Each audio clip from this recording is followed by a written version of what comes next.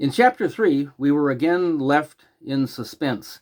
There's a nearer kinsman, and Boaz says, I'm going to resolve the matter with the nearer kinsman.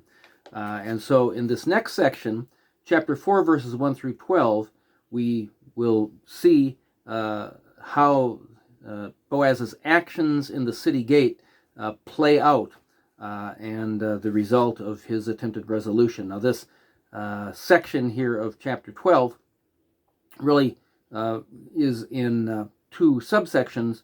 First, verses 1 through 8, which deal with the interaction between Boaz and the nearer kinsman at the city gate, and then in verses 9 through 12, which deal with Boaz acquiring the right to redeem the land and marry Ruth. So first, chapter 4, verses 1 through 8. Now Boaz had gone up to the gate and sat down there, and behold, the Redeemer of whom Boaz had spoken came by. So Boaz said, Turn aside, friend, sit down here. And he turned aside and sat down. And he took 10 men of the elders of the city and said, Sit down here. So they sat down. Then he said to the Redeemer, Naomi, who has come back from the country of Moab, is selling the parcel of land that belonged to our relative Elimelech. So I thought I would tell you of it and say, Buy it in the presence of those sitting here and in the presence of the elders of my people. If you will redeem it, redeem it. But if you will not, tell me, that I may know, for there is no one besides you to redeem it, and I come after you. And he said, I will redeem it. Then Boaz said, The day you buy the field from the hand of Naomi, you also acquire Ruth the Moabite, the widow of the dead, in order to perpetuate the name of the dead in his inheritance. Then the Redeemer said, I cannot redeem it for myself, lest I impair my own inheritance. Take my right of redemption yourself, for I cannot redeem it. Now this was the custom in former times in Israel concerning redeeming and exchanging. To confirm a transaction, the one drew off his sandal and gave it to the other, and this was the manner of attesting in Israel. So when the Redeemer said to Boaz, Buy it for yourself, he drew off his sandal. Now in this scene, Boaz is true to his word. He went to the gate of the city, which is where the business was transacted and judicial matters were resolved by the city's elders. We see that in Deuteronomy 22, verse 15, and 2 Samuel 15, verse 2. Now, since at some point, virtually everyone had to pass by the city gate, Boaz stationed himself there, and he waited, but he didn't have to wait long. Verse 1b again shows us the hand of the Lord at work when it says, And behold, the Redeemer of whom Boaz had spoken came by. That's very similar to chapter 2, verse 4, where it said, And behold, Boaz came from Bethlehem. In other words, what do you know? The nearer kinsman just happened to show up. You see, God is orchestrating events here. Now, in verse 1c, where my translation says, Turn aside, friend, and sit down, that misses the wordplay of the author here. Because in Hebrew, the nearer kinsman is actually called Peloni Almoni. This is an example of two unrelated, even meaningless rhyming words, kind of like in English, hodgepodge, or helter-skelter, or hocus-pocus, that are combined to form a new idiom. It's best translated Mr. So-and-so. Now, the reason for this is that although Boaz obviously knew the man's name, he knew who he was and that he was a nearer kinsman. But the author wanted to keep the man nameless. Why did he do that? Because it was shameful to not fulfill one's responsibilities as a goel, a kinsman redeemer. There's actually a somewhat similar New Testament analogy, which we find in 1 Corinthians 5, verse 5, and 2 Corinthians 2, verse 6, where a man who had been sleeping with his father's wife is not named by name, but called such a one. So, again, there's a little sensitivity to the man's name, but by not naming him, he's shown in a bad light. Now, verse 2 tells us that Boaz then took 10 men of the elders of the city and said, sit down here. Now, in later Judaism, 10 men was the least number necessary to start a synagogue. And it was also the quorum necessary for the marriage benediction.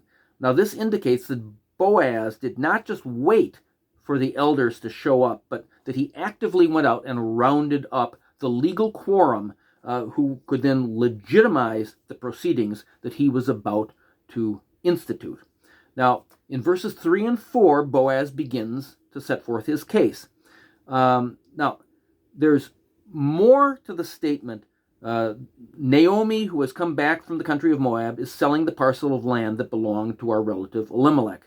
There's more to that than meets the eye. First, it could not represent an outright sale of land by Naomi, because land of a family or a clan could not be permanently sold. Only the right of use of the land could be sold, or leased, you might say, until the time of the next year of Jubilee, when all land would be transferred back to the original family and owner. Secondly, Elimelech had probably sold the right of use to the land before immigrating to Moab, and Naomi did not have the means to require it, to reacquire it. So she's transferring that right to the land to the nearest kinsman redeemer, pursuant to Leviticus 25, verse 25. And, the fact is that a widow, so far as we know, had no right of inheritance. So she would have been acting on behalf of her deceased sons in order to raise up a name for her dead husband, Elimelech. Now, when the nearer kinsman in verse 4 said that he would redeem it, he was clearly only interested in the land. Now, he may have known that by redeeming the property, he'd have to marry the widow, but it's probable that he assumed that the widow would have been Naomi. And that would not have been without foundation, since, strictly speaking, it was Naomi, not Ruth, who should have married the redeemer of the property. And this may have been totally acceptable to this nearer kinsman, because Naomi likely was past childbearing age, and then without a descendant in the line of Elimelech, the land would have passed to him as the nearest kinsman. So it's at that point where Boaz raises the crucial point. Then Boaz says, verses 5 and 6, the day you buy the field from the hand of Naomi, you also acquire Ruth the Moabite, the widow of the dead, in order to perpetuate the name of the dead in his inheritance.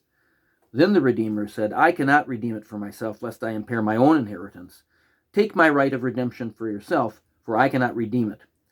It was the redemption of the land that triggered the necessity to marry Ruth, since the primary issue here is to raise up an heir for the dead man who would then have legal title to the land and thereby restore clan wholeness. And so if Elimelech, if a son is born, whoever marries Ruth, if a son is born, then the field, the title to the field would revert to that son. And therefore, the Goel, the nearer kinsman, would have impaired his own inheritance, because his own sons could not inherit the land that he had just bought from Naomi. And moreover, the fact of the matter is that he'd also then have another family to keep up. I mean, if he had married Naomi and married Ruth, they had a son. It was that son who'd take the land, even though this nearer kinsman paid for it. But as the son of the legal son of Elimelech, the boy would have inherited it. But as married to Ruth, now the nearer kinsman has to support Ruth and their son, as well as his existing family. So in other words, it would, and the son, if a son is born to Ruth, that son might also have the right to inherit other of his father's property. So this accounts for the nearer kinsman's immediate response, I can't redeem it. Now, it should be pointed out that it says that in former times, and then talked about the custom of taking off the sandal and handing it to somebody, that indicates that the practice of the sandal was no longer used, and that's why the author here had to explain it. This again suggests that the book of Ruth was written some considerable period of time after the time of the judges. For example, in Jeremiah 32, which was written around the time of the exile to Babylon, it states that at that time, documents attesting to the sale of land were used, not this sandal ceremony. Some of you may be aware that if a kinsman refused to redeem, in Deuteronomy 25, it talked about removing a humiliating procedure, removing a sandal and spitting on the kinsman who did not act as a goel. That is not what is involved here in the removal of the sandal. So the nearer kinsman had a moral responsibility. He didn't do it, but the text does not explicitly condemn him. So he had a good financial reasons and inheritance reasons to not redeem. But Jeffrey Cohen raises another possibility, which I think is in keeping with the repeated emphasis throughout the book of Ruth that she was a non-Jewish Moabitess. And that is mentioned in chapter 1, verse 4, verse 22, chapter 2, verse 2, verse 6, verse 10, and verse 21, and chapter 4, verse 5, and verse 10. Namely, the nearer kinsman's refusal to redeem the land and marry Ruth may have been not just that the inheritance issue that I just mentioned, but simply the fact that his existing children and he himself would be tainted in the eyes of the community because of marrying a Moabitess. As Cohen says, that any family which married a Moabite, there's no guarantee that its action would have been accepted by the Israelite community. It's more probable that the usual prejudicial attitudes to sleeping with the enemy would have obtained, and that there would be ignominy, looking down on him and Elimelech's offspring for that reason. Now, this issue goes to the very heart of the gospel. John Piper observed that the story of Ruth, quote, is built precisely to include a Moabite woman in the lineage of David and the Messiah. And that is highlighted in Matthew 1, the genealogy of Jesus, where Ruth is one of only 4 women who are mentioned in Jesus' genealogy: Tamar, Rahab, Ruth, and Bathsheba. Now, Richard Bauckham points out that each of these 4 women were understood to be Gentiles and were included in order to show that the Messiah, whose male ancestors in his direct descent from Abraham could not, by definition, be Gentiles, that Jesus nevertheless had Gentile ancestors, thereby suggesting his suitability to be the Messiah for Gentiles as well as for Jews. Now, each of those 4 women actually has a very interesting background. Tamar, as you may recall in the book of Genesis, chapter 38, played a prostitute to have sex with her father-in-law, Judah, when Judah refused to give his 3rd son, Shelah, to Tamar in levirate marriage after her husband, Judah's first son, had died, and after Onan, his second-born son, had died.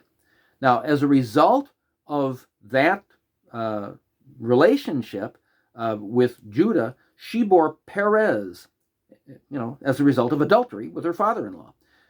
Judah himself, you may not be aware, but Genesis 38 verse 2 says Judah himself had been married to a Canaanite woman.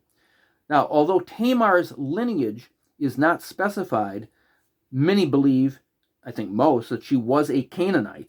Now, Rahab, the second woman in Jesus' genealogy mentioned, was a Canaanite prostitute from Jericho. And Matthew says that she was the mother of Boaz through Salmon, who is... so consequently, Boaz himself had Canaanite blood in him. Now Ruth, now although Rahab was a Canaanite, since she was from Jericho, she was from the land that God had promised to Israel. But Ruth, on the other hand, was a non-Jewish Moabitess, but she was from outside the promised land. Moab was not part of the land that God had promised to Israel. Now, Bathsheba was married to a Hittite. And so since she married a Hittite, she may well have been a Hittite herself. Some think that she was an Israelite. Her own genealogy is not given. But Edwin Hitty says that the Bible reports that Bathsheba was the son of Eliam, whose father was Ahithophel the Gileonite. Now, Edward Hitty says the Gileonites were named for their city of Gilo in the highlands of Judah near Hebron, according to Joshua 15, and were one of several Canaanite tribes that were not expelled from Judah's portion of the land. Some of the survivors lived together with the tribe of Judah and even married into the tribe. So I think it is likely that all four of those women were Gentiles. And of course, we know the story of Bathsheba, who committed adultery with King David, although given the fact that he was king, she would have had little choice in the matter, and her having sex with him, basically, it essentially amounted to his raping her. Now, all of this, however, was part of God's plan. What God is doing in his far-seeing providence was, as John Piper says, planting the dynamite that would explode the fortresses of ethnocentrism and racism. The story of Ruth tells us that Moabite, and as we just saw, Canaanite blood flowed through the veins of the Son of God. This blood then was shed for the salvation of Moabites and every other people group. As Caiaphas, the high priest, had prophesied in John 11, he said that Jesus would die for the nation, and not just for the nation only, but also to gather into one the children of God who are scattered abroad. That prophecy, although he prophesied it unknowingly or unwittingly, has been fulfilled. Revelation 5 verse 9 says that by your blood you ransomed people for God from every tribe and language and people and nation. And so, as Paul says in Romans 9, those who were not my people I will call my people, and her who was not beloved I will call beloved. And in the very place where it was said to them, you are not my people, they will be called the sons of the living God. And as a result, as Paul points out in Galatians 3 verse 28, there is neither Jew nor Greek, neither slave nor free, neither male nor female, for you are all one in Christ Jesus. And in Colossians 3 verse 11, it goes on to say, here there is not Greek and Jew, circumcised and uncircumcised, by barbarian, Scythian, slave, free, but Christ is all and in all. Tribalism, racism, ethnic discrimination are all absolutely contrary to the Bible. And this has important practical implications for Christians individually and for the church collectively. In Acts 10, Peter had been shown with a vision of the sheets of the animals being lowered down 3 times. He was shown that God does not show partiality between Jews and Gentiles. And he even testified about that in Acts chapter 11. But then, in Galatians 2, it says, before certain men came from James, Peter was eating with the Gentiles. But when they came, he drew back and separated himself, fearing the circumcision party.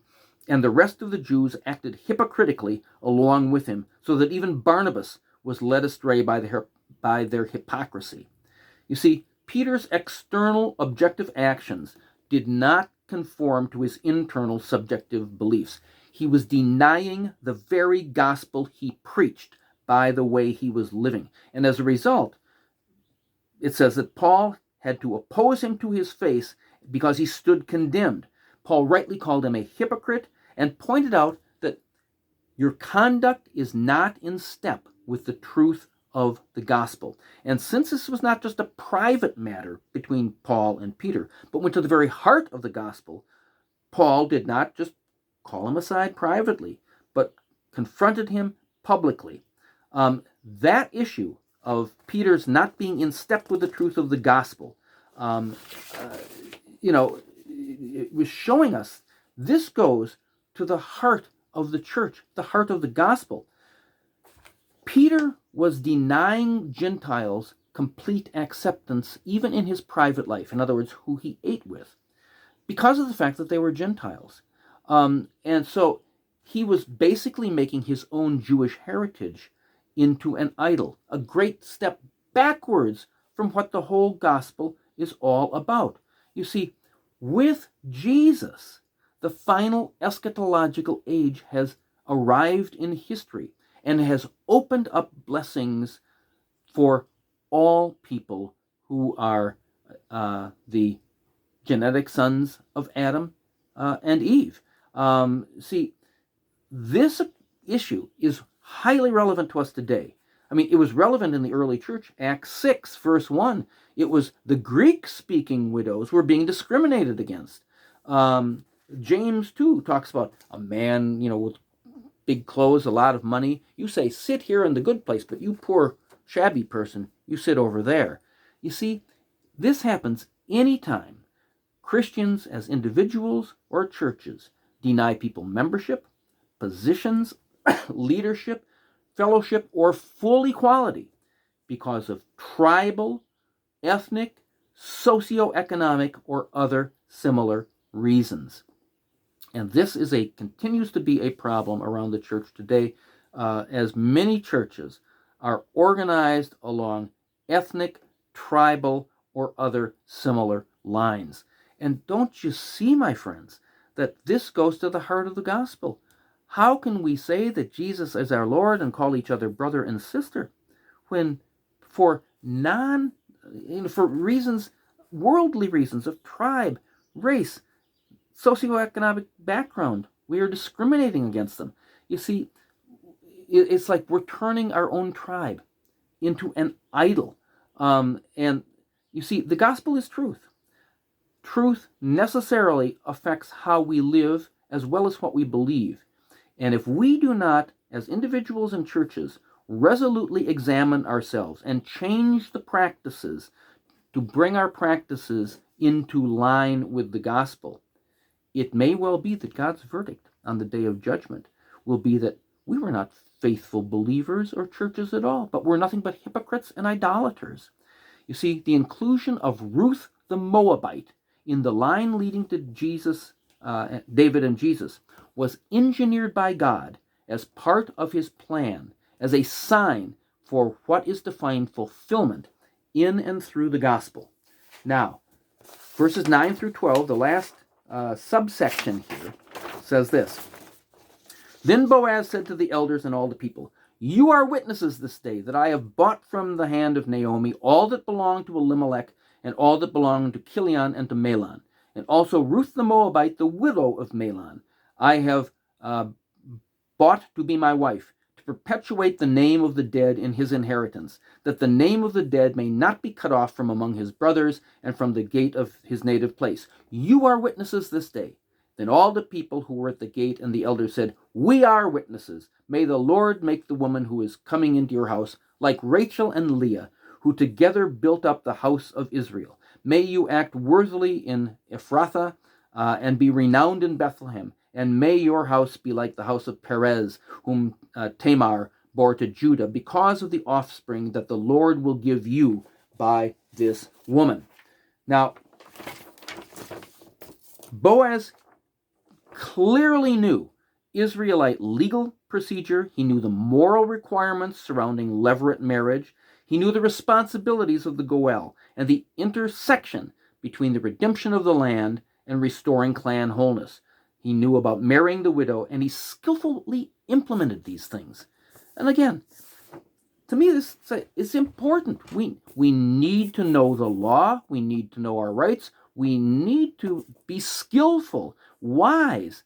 I mean, Paul knew this. A lot of people think, oh, law, that's worldly. No, no, no.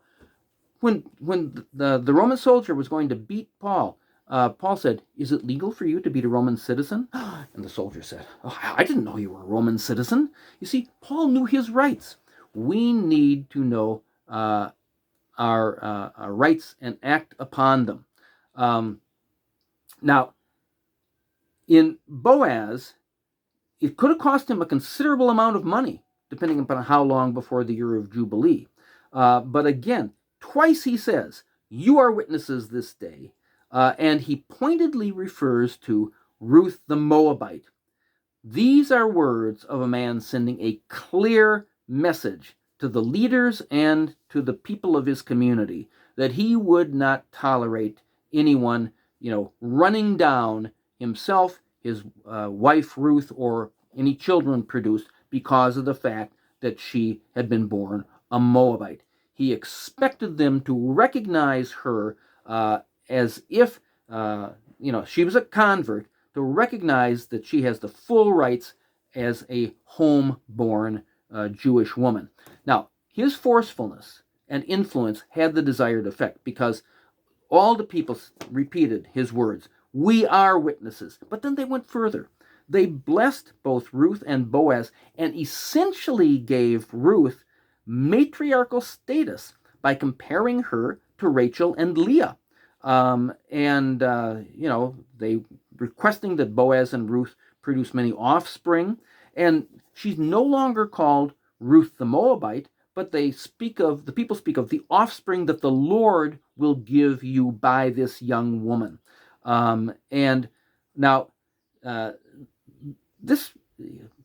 The blessing may have been a standard kind of blessing, but in this context, it is very deep, because it talks about the offspring the Lord will give you by this young woman, which may get back to the fact that Ruth had been married for 10 years and was barren, which may suggest the necessity of divine intervention to produce a child. The reference to Tamar makes sense because, again, it referred to levirate marriage. Tamar had been refused, but now Boaz is honoring that obligation. And as a result of Tamar, she had Perez, who was the ancestor of those in the Bethlehem district.